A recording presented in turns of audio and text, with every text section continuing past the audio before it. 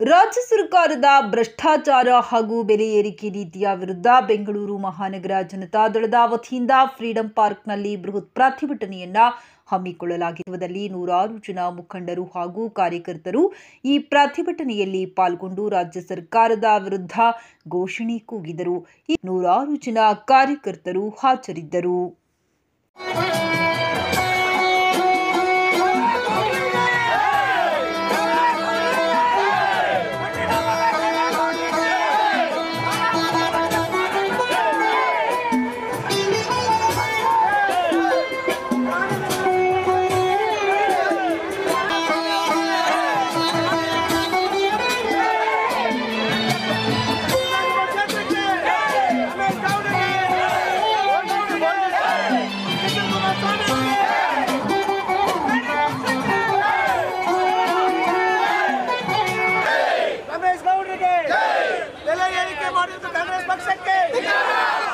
Metro ಬೆಲೆ ಏರಿಕೆ ಮಾಡೋ ಕಾಂಗ್ರೆಸ್ ಪಕ್ಷಕ್ಕೆ ಬೆಲೆ ಏರಿಕೆ ಮಾಡೋ ಕಾಂಗ್ರೆಸ್ ಪಕ್ಷಕ್ಕೆ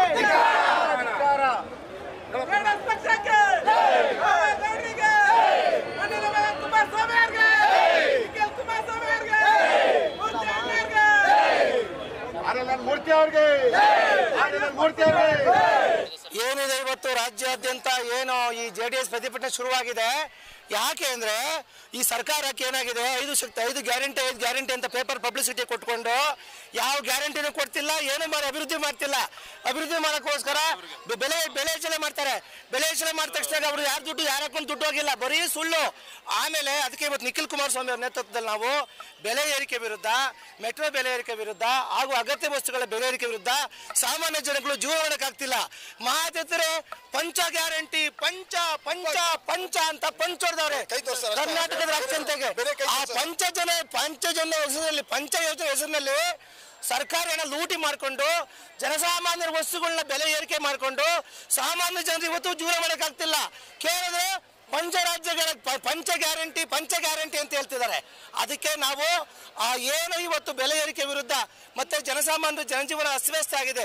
ಹಾಗೂ ನೀರಿನ ಬೆಲೆ ಜಾಸ್ತಿ, ಹಾಲಿನ ಬೆಲೆ ಜಾಸ್ತಿ, ಮೆಟ್ರೋ ಬೆಲೆ ಜಾಸ್ತಿ, ಬಸ್ ಬೆಲೆ ಜಾಸ್ತಿ, ಕರೆಂಟ್ ಫ್ರೀ ಕೊಡ್ತೀವಿ ಅಂತಾರೆ, ಸುಲಿಗೆ ಮಾಡ್ತಾರೆ. ಆಮೇಲೆ ಕರೆಂಟೇ ಇರೋದಿಲ್ಲ. ಇದು ಅಭಿವೃದ್ಧಿ ಹೆಸರಿನಲ್ಲಿ ಆಗ್ತಿರ್ತಕ್ಕಂಥ ಮೋಸದ ವಿರುದ್ಧ ನಾವು ಜವಾಬ್ದಾರಿಯುತವಾದ ವಿರೋಧ ಪಕ್ಷ ಆಗಿ ನಾವು ಇವತ್ತು ಸನ್ಮಾನ್ಯ ದೇವೇಗೌಡರು ಮತ್ತೆ ಸನ್ಮಾನ್ಯ ಕುಮಾರಸ್ವಾಮಿ ಅವರು, ಸನ್ಮಾನ್ಯ ನಿಖಿಲ್ ಕುಮಾರಸ್ವಾಮಿ ಅವರು ಹಾಗೂ ನಮ್ಮ ಜಿಲ್ಲಾ ಅಧ್ಯಕ್ಷರಾದಂಥ ರಮೇಶ್ ಗೌಡರ ನೇತೃತ್ವದಲ್ಲಿ ಇವತ್ತು ನಾವೇನು ಫ್ರೀಡಂ ಪಾರ್ಕ್ ಅಲ್ಲಿ ಇವತ್ತು ಹೋರಾಟ ಶುರು ಮಾಡಿದ್ದೀವಿ. ಯಾವುದೇ ಕಾರಣಕ್ಕೂ ಜನಸಾಮಾನ್ಯರಿಗೆ ಅನ್ಯಾಯಕ್ಕೆ ನಾವು ಬಿಡೋದಿಲ್ಲ. ಜನಸೇವೆ ಅನ್ಯಾಯ ಆದರೆ ಬೀದಿಗಿಳಿದು ಹೋರಾಟ ಮಾಡಿ ಸರ್ಕಾರನ ಬೀದಿಗೆ ಎಳಿತೀವಿ. ಅವರು ನಮ್ಮ ಬೀದಿಗಿಳಿದು ನಮ್ಮ ಕಷ್ಟ ನೋಡ್ಲಿ.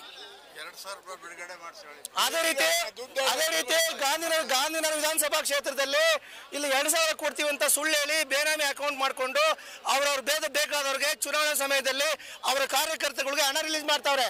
ಇದ್ರ ವಿರುದ್ಧ ತನಿಖೆ ಆಗಬೇಕು. ನಾನು ಗಾಂಧಿ ವಿಧಾನಸಭೆ ಎಲ್ಲ ಮುಖಂಡರಿಗೆ ಕೇಳ್ಕೊಂತೀನಿ, ಯುವ ನಿಧಿ ಆಗ್ಲಿ ಯಾರಿಗೂ ಬಂದಿಲ್ಲ. ಕಾಂಗ್ರೆಸ್ ಪಕ್ಷಕ್ಕೆ